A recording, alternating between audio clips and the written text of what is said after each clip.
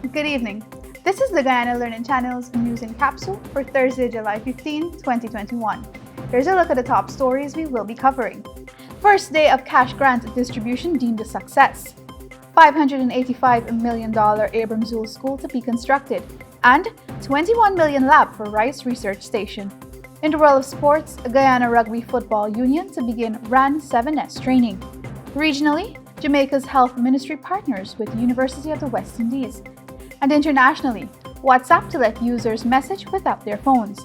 With the news in detail, I am Denali Singh. Day 2 of the rolling out of the Government of Guyana's Because We Care cash grant program began with hundreds of hopeful parents turning out to receive the $19,000 cash grant. A Ministry of Education team led by Education Minister Priya Manikchan began the second day of the distribution process at the Hampton Court Primary School in the Cinderella County of Essequibo. During the outreach, Minister Manikchan said that her government is aware of what families go through and know how impactful the grant will be on the lives of children, which is why her government decided to restart the grant. The Education Minister said that yesterday's distribution recorded close to 100% turnout from the parents to uplift the grant for their children, which is evidence that parents need the assistance. Meanwhile, Minister of Natural Resources Honorable Vikram Bharat on Wednesday encouraged residents of Lima Sands Mainstay and Tapakuma Lake in Region 2 to make good use of the Government Because We Care cash grant.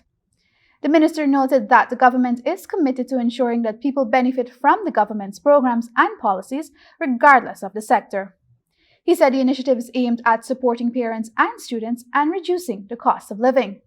Minister Barrett said the government intends to reopen public schools in September of this year. However, in order for that to be achieved, parents and teachers must be fully vaccinated against COVID-19. The Because We Care cash grant distribution is set to wrap up in the region on Friday, July 16. All parents and guardians are encouraged to make the most of the initiative.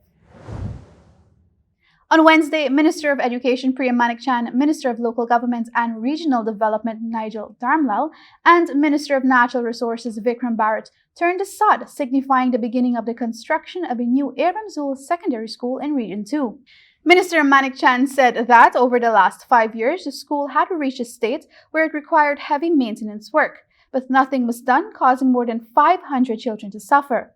She said the new school is a multi-year project and is scheduled to be completed next year at a cost of $585 million. The Education Minister said that she is looking forward to the new building and explained that for current students, the ministry is exploring several options to have them accommodated at other locations. Also, Minister Manikchan said that it will soon be something of the past that there are no schools in the region that offer the Caribbean Advanced Proficiency Examination, or CAPE. She said that there are a few regions that do not offer CAPE and that the ministry is working to sensibly and effectively offer the program in those regions. However, Minister Manikchan noted that this must be introduced sensibly by ensuring the regions have all the facilities and teachers necessary to offer CAPE to students. Minister of Local Government and Regional Development Nigel Darmlal, through whose ministry the new school is being facilitated, said that the new building will be a modern school and is a significant investment in the economy of Region 2. He said that the school will cater for 800 students. He said that the contract for the construction of the school was signed a few weeks ago and that his ministry intends to strictly hold the contracting firm to the contractual timelines. The contract was awarded to Builders Hardware and General Supplies. This was extracted and modified from the Department of Public Information. A $21 million contract has been awarded to Manohar Service for the construction of a laboratory at the Burma Rice Research Station on the east coast of Demerara.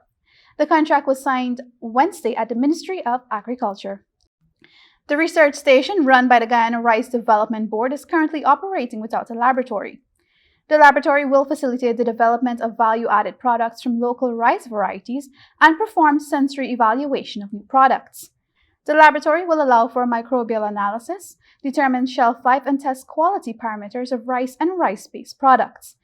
The lab will also serve as a center for the provision of marketing analysis and processing technologies for potential investors. This was extracted and modified from the newsroom. And now in the world of sports.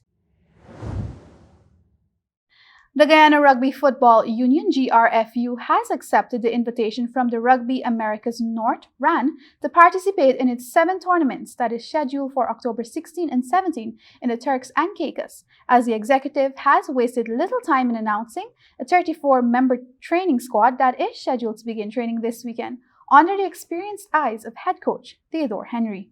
This piece was modified and extracted from Kiteshore Sport. And now for regional news.